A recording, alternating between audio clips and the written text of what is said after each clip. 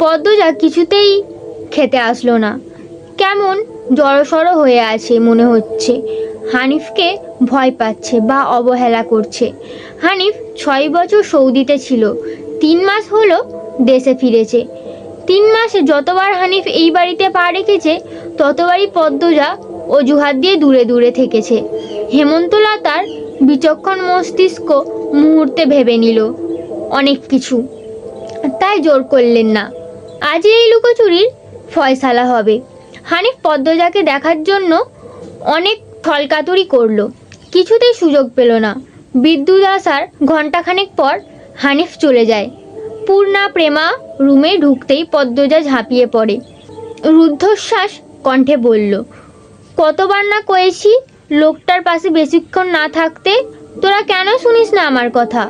পূর্ণা ও প্রেমা বিস্ময়ে হতবিহ্বল। পদ্মজা এখনও তাদের এমন নিষেধ দেয়নি, তাহলে এখন কেন এমন বলছে? হেমন্তলতা রুমে ঢুকতেই পদ্মজা চুপসে গেল।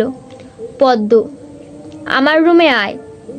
মায়ের এমন কঠিন কণ্ঠ শুনে পদ্মজার কলিজা শুকিয়ে আসে। হেমন্তলতা নিজের ঘরে চলে যায়। হেমলতা মেয়ের দিকে তীক্ষ্ণ দৃষ্টিতে তাকিয়ে আছেন। পদ্মজা নতজানু হয়ে কাঁপছে। সুন্দরী ভীতু আর বোকা হয়, আর দৃষ্টান্ত প্রমাণ পদ্মজা। হেমলতার খুব মায়া হয় পদ্মজার সাথে উঁচু কণ্ঠে কথা বলতে। পদ্মজা রূপসী বলেই হয়তো। গোপনে আবেগ লুকিয়ে তিনি বজ্রকণ্ঠে প্রশ্ন করলেন, কি লুকাচ্ছিস? হানিফের সামনে কেন যেতে চাস না? সে কি করেছে? পদ্মজা ফোঁপাতে থাকে। হেমলতা সেকেন্ড কয়েক সময় নিয়ে নিজেকে সামলান। কণ্ঠে নরম করে বলেন, হানিফ ধরিবাজ লোক, সৎ ভাই বলে বলছি না। আমি জানি তার ব্যাপারে যে কোনো কথা আমার বিশ্বাস হবে। তুই বল, কি লুকাচ্ছিস?